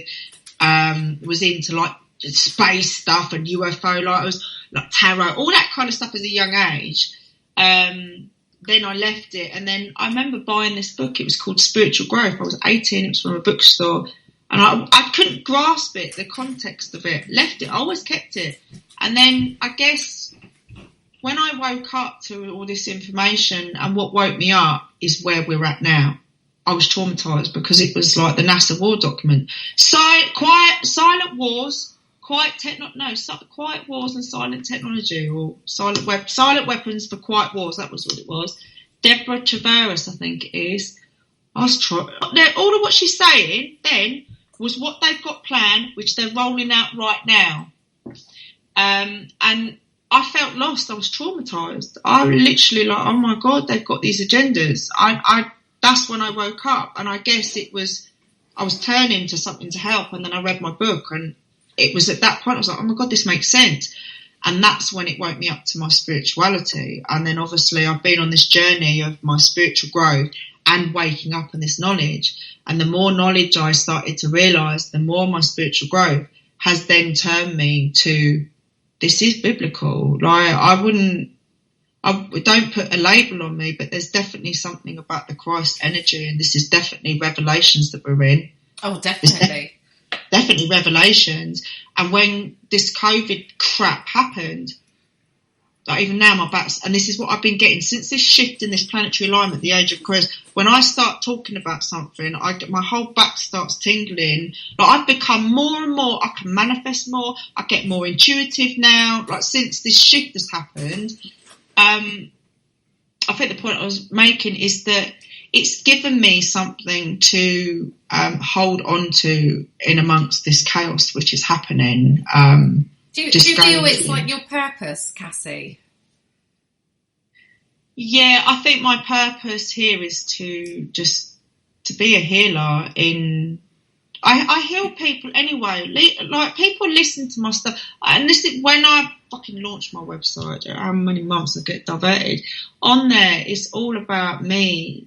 The impact. This is what my true purpose is. Yes, I am a voice to speak, and to speak the whole truth and nothing but the truth, so help me God. You know, Ephesians, I resonate in, this is world by, you know, dark powers, have nothing to do with the fruitful deeds of darkness. That's how I walk. I walk in that, the full arm of God. I stand in righteousness. I speak for truth. This is about salvation. This is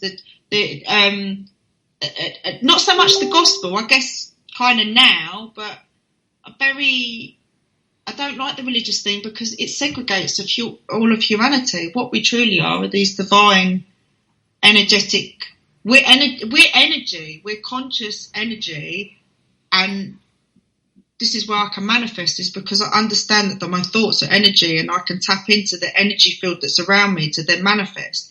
And that's why, like, my back tingles, and I walk so much in the light now. I fucking fear no evil because I walk, because I know who I am. I know I've got this powerful light. I know from this truth. Oh my God, they know about this. This is Revelations. They know about Christ. So I know. And the 144, when this all started, I didn't even know what that was. I kept getting 144. And then the more I research it, oh my God, the 144 are like this part of, like, God's army to walk in that light, to cast out, to speak the truth, to walk here in that light and just shine your light. And when I looked at 144, I did it recently, I was like, oh my God, 144 comes in at this right now, this rise of the Antichrist and the mark of the beast. And what happens after that? Oh, the 144,000. So that's where my purpose is and why I've always been driven, because I don't know what the fuck I'm doing half the time, but I just go with the flow, and this is what I should be doing. And healing is the path. I've started off as Truth for Cassie, with all this knowledge imparted. I'm waking up the people, but now we're fucking end time. I can't wake up them people now. That time's gone. My path now is I have to help and heal the people that are struggling right now. Which doesn't help when I'm having a little bit of a fucking wobble, because people look up to me. They're like, oh, you know. Yeah, but I think they appreciate you more for that. You're sincere. Yeah. You'll get back to the 144,000, Cassie. I mean, it's like old news it's supposed to be the 144,000 Jews, isn't it? That go back to Jerusalem. Oh, can't even speak. I've taken my cocodamol off my back pain. Anyway, they go back to Jerusalem. And I've heard the last few days the people saying, 144,000 fighters. But I actually think there's a lot more than 144,000 of us. There's 144,000. And this is right. Please don't take this out of context with fucking ego and all that stuff. Like, I remember David Hart when he come on and he said he's the chosen one of God, and they're like, all right. I've always had a calling. There was a Master Shah, look him up, he's I love my heart and soul. I love all, anyway, Chinese guy. I love it. And he said to me, "What? I see you on stage, like you're like, yeah, you're speaking." And where I followed that, I walked in that passion, and then the 144 kept coming up. Like I say, I was raised as an atheist. I am not religious. I was raised at that, but then I came on board with my spirituality, and then the more I researched, the more I don't even know. But no, it's interesting because I didn't think actually the 144,000 could be those so-called leaders in this. You don't want to say the truth movement. You don't like that word, but at this moment in time, those people like yourselves that are spreading the word and trying to bring about the truth. They're soldiers for God. It's like I can tell you that with a hand on my heart. And I've said it time and time again, I would sacrifice myself for fucking humanity, for the betterment. I do this because I'm passionate. I see the bigger calling. I do what I do at the risk of being persecuted, fucking humiliated, because that's where I walk in that. And I feel the energy. I know who I am in here, so there's not many, and I don't know who, and this is the energy that we have to carry. They're the ones that are going to withstand that. But I think there's 2 million or 3 million that are like, I don't even know what you call them. The meek. I think there's 144,000, then there's 2 million. There's other. There ain't going to be that many people that are going to survive this, because there's going to be a lot of people who, through the external world, this is Luciferian kingdom, whether you believe it or not, this earthly plane is run by that energy, and it's dark, and you only have to see what's happening to the purest, most innocent life on this earth, and to know that it's pure evil, and that's who they worship. And it's funny how all these people, they're worshipping that, so that's got to tell you there's something in there. Now, this is the world of worldly pleasures and all stuff like that. People have become adapted to it. There's these people that are gonna. Do you remember the film The Matrix? Oh yes. Okay. Do you remember the scene where the guy didn't want to be awake and he wanted to have the steak?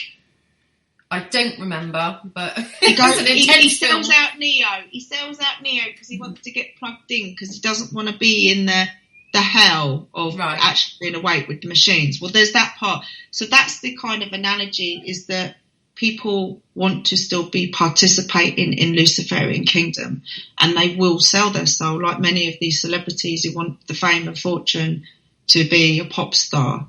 They will sell their soul. Look at that. They sell their soul. They sign contracts to that. They tell you they've sold their soul because of earthly. So when people come to that choice of earthly pleasures and to have that, they're gonna take the B shot. They already are. They want to have a holiday. They want to get into football. They want to get into concerts. They're going to sell their soul, because Lucifer is a trickster. The devil's a trickster. And it's going to take a strong person that's got that foundation within to withstand and not participate. I ain't participating.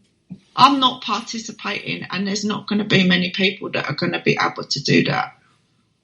No, and I was shocked this week. No, actually, it was last week when they brought in that they might be making it mandatory, which I believe they will.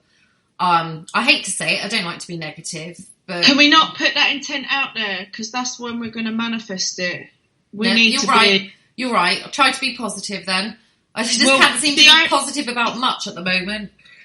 But what I'm trying to say is when this came out on the news last week, my daughter, she knows what's going on. She won't say too much. And she's like, well, if I want to go on holiday, I'll just have to have the vaccine. And I'm just like, I'll leave her to it. She's got her own mind. She knows what I think. But she was the one that actually sent me the link, and she was horrified. And it's taken that, I think, for her to see a little bit more of what's going on. And maybe, there's a lot of debate. Lots of people are like, well, yeah, it should be mandatory. But other people are like, well, hang on a minute. this is about choice. And unfortunately, that's what it's all about, isn't it? Our human rights being taken away from us. So are we at that point now? I mean, I like to do care work. I couldn't work in a place and wear a mask. I won't be tested twice a week. And I certainly won't be having a vaccination. And I had a friend tonight email me that's a nurse and just said, you know, if it comes into effect, she'll just give up her job. And they have estimated that they will lose about 15% of staff, the NHS, if it goes ahead. Have you heard what you're saying? If it goes ahead, the horse is fucking bolted, but that gate ain't even open yet. Yeah. This is where we have to come together. And this is where we need people like you giving out the information that you're giving. And you're so right. People, you know, don't just give in and have it. Fight it. This is not about giving in. We need to stand up. This is where I was trying to come from. Right, I've been at the beginning of these protests, okay? I was right there at the beginning, and what I see now is amazing. We've got millions of people on the street. It's doing nothing. All it is now is a festival. That's all it is. We go there, we're all marching, and we're all shouting down the street. Nothing. It's on a weekend, doing nothing. If we separate it, it's just women. It's just women energy, and they're bringing their kids. That energy, that women's self-reject energy, that powerful women's self-reject energy, because this is about our children. We have to provide for our families. Where is do you remember back in the olden days, it was the nana, like, we've lost all that. We are the last line of defence. I know where we are at this point in game. We have to rise, and we have to do this in a way that's not seen as it dilutes the message. That's why we have to come at this. This is informed consent. No, none of that. This is informed consent. This is law. This is UK law, common law. It's in their legislation. This is informed consent. I don't know how they're going to push that through. I believe they've done what they've done because look what's happened.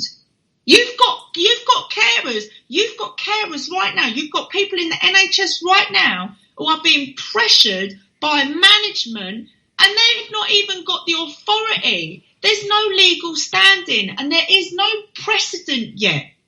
This is why when you speak to ACAS, they don't know. We're still waiting on information because it hasn't been passed yet, and no one's taken them to a tribunal. No one has gone through, and the difficult thing is, right, the mask issue and the testing issue. As much as you can say, this isn't part of my contract, this isn't what was, I don't want that. The swabs contain ethylene oxide, all of that stuff. They're just going to say, because this is where it's a really tricky area. And this is the thing, I'm a fucking bright woman. They're calling me a trick. I'm a bright woman. I studied, I've got a background in HR. Like, I've got all this knowledge and expertise. I understand, like, the employment law. I understand the actual law. To work out that this is an issue of employment law under your contract law. They cannot mandate that. This is coercion and blackmailing, and this is where ain't that many? Most people have had it. Most people you're around are had it. So then you've got to become that person to find your voice and stand up. That takes balls. I've got massive balls. I've always been someone to stand up and vocalise, and if it's wrong, I'm going to call it out. Not many people are like me, but this is why I've put the call out now. You need to stay put and fight this. And I think they've done it because October, from what I read, and I've still got it up, they're going to potentially, they've had the concert we're in June, July, August, September, October. Why 4 months? Oh, is that so you can get everyone trying to be coerced into having it? Without it actually being law. Oh, well, it weren't law anyway. Oh, well, you decided to go and have it. That's what I think's happened. Yeah, it's absolutely crazy. And I think I need to speak to you more about this after the show for a couple of minutes, actually, Cassie, because I know you've done rallies and stuff like that, but you are hitting just crucial points here, like the weekend marches. We've gone as much as we can. We're not going this Saturday. Financially, don't do anything. Exactly, it's a festival. It is a festival. It's a festival. And I think it's the only time you're connected with so many like-minded souls. Yes. But like you say, what's it achieving? And we've got time. We've got time to fight this before they put things into effect. And it's so infiltrated. It's so infiltrated. I'm not working with anybody. I don't want anybody's help. Don't want to work with anybody because the fucking movement's infiltrated. That's why I've stepped back. But you've got a voice, my love. My own initiative, doing, and then I saw what an organic, like the lone nuts. Come on, we've got to get a movement going. Right, okay, let's get a message out there. Let's get the PR out there, and then we get more people. And then what happened? All these egos took over, and it's like, oh my god, now we're this late, and that's what it's become now. Whose labels on the festival? Don't do anything, and the only way we are going to stop this, I can tell you now, the only way that you can stop what is happening is by taking appropriate action for the people that are causing the public malfeasance and misconduct in public office. And that's what Mark Saxon did. And when I saw his video, I cried because that is what we have to do. It's the only way to stop this, is to hold these people accountable. And that video is on your Facebook page, isn't it, Cassie? They've done nothing. The police haven't registered it as a crime. And there's a fucking surprise. They're not going to register it as a crime because the police don't work for us anymore. They don't work for us anymore. And do you know the saddest thing about all of this? This is end times. 44 million have now probably had the V-shot. Mm. It's too late for these people. You've seen what the whistleblowers are telling you. This is a bioweapon. It's a bioweapon that is going to cause an autoimmune reaction. Your body's going to turn on itself. And the next few years are certainly going to show that, aren't they? I mean, we're living in sad times, but very sad times. But we're in the battle of our life, aren't we?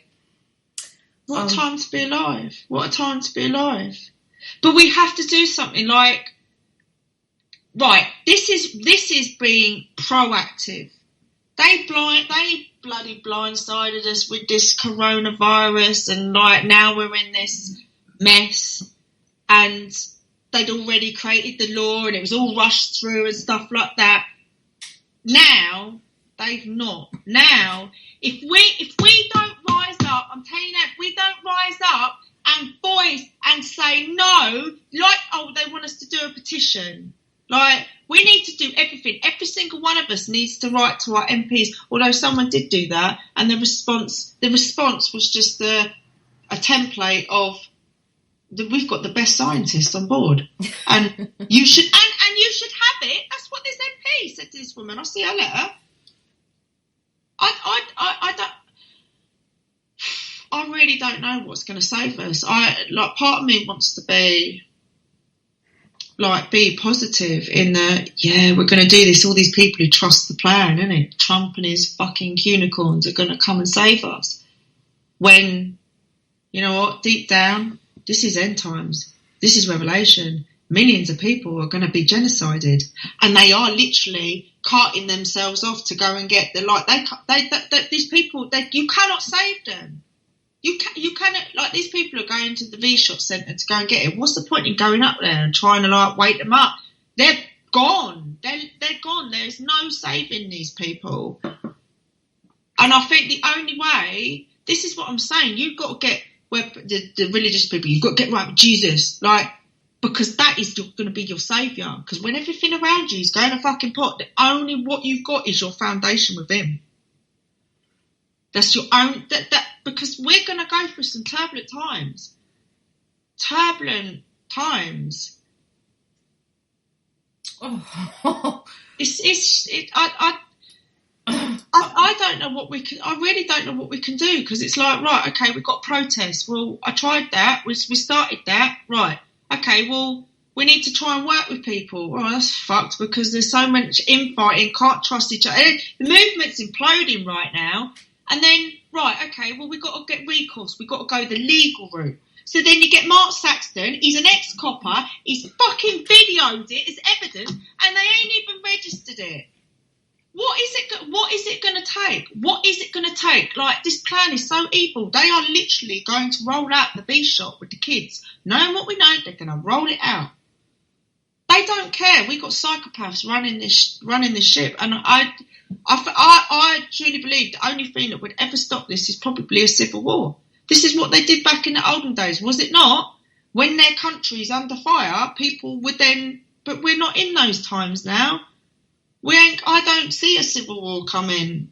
I just see we're just fucked, and that's why I live my life in the moment, every day.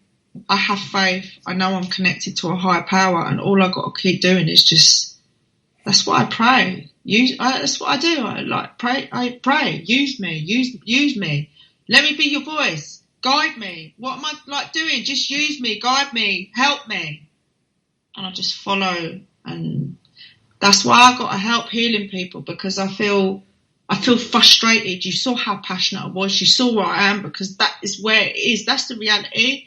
It's fucking terrifying. But I can't be there, because I'll get depressed, and then I'll get in a pit depression. It's not going to help me. So what can I do to help myself? Right, I can help people. That makes me feel good. Me helping someone. Me being support for someone. Me stopping someone wanting to kill themselves. And I've had enough messages of people. I had one woman, she messaged, I've gone from feeling suicidal to ecstatic just from watching my video. That's why I've come from being a serious citizens journalist, researching, to this funny fucker. Come on, and I just entertain people. Let's take the piss out of the truth. Come on now. I'd rather laugh than cry. That's where I'm at. Well, we've got to finish up there, Cassie, but you are an absolute inspiration, my lovely.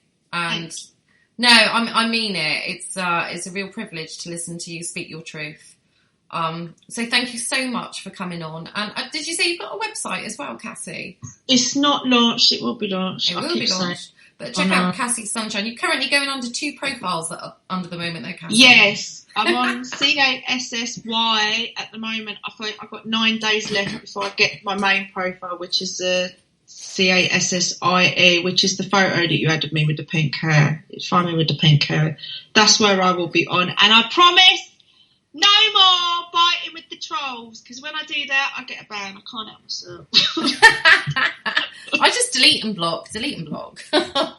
Yeah, but when you're getting slandered and they got a video profile and they're starting on me, and I know. Yeah. Totally and then I get banned.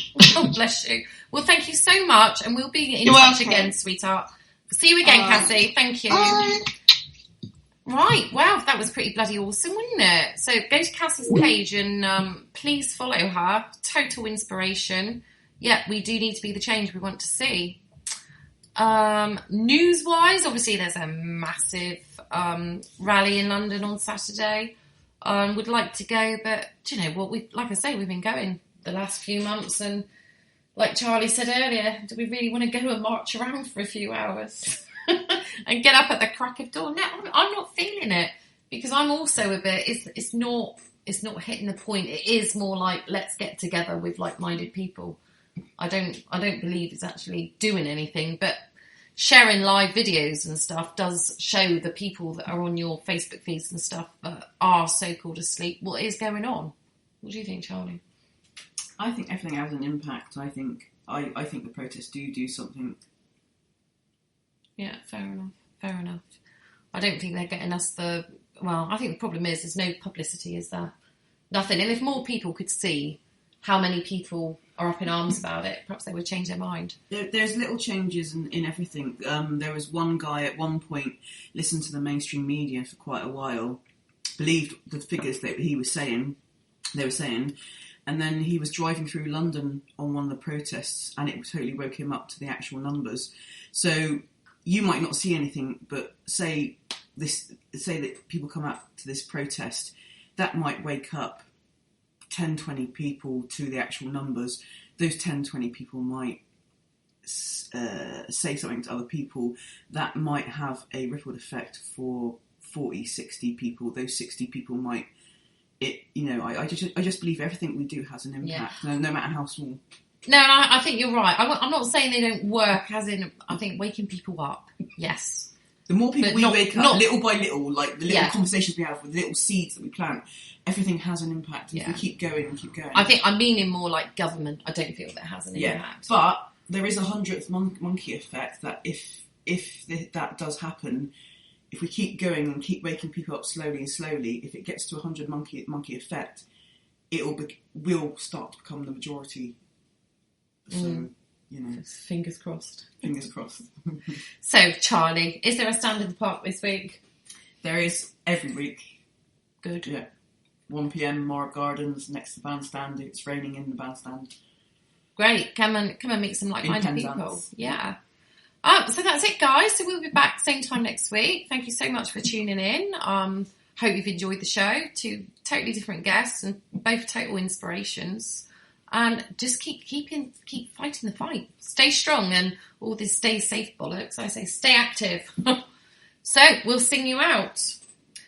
We are the 99%. Singing we are the 99%. Singing we are the 90. Together we are mighty. We are the 99%.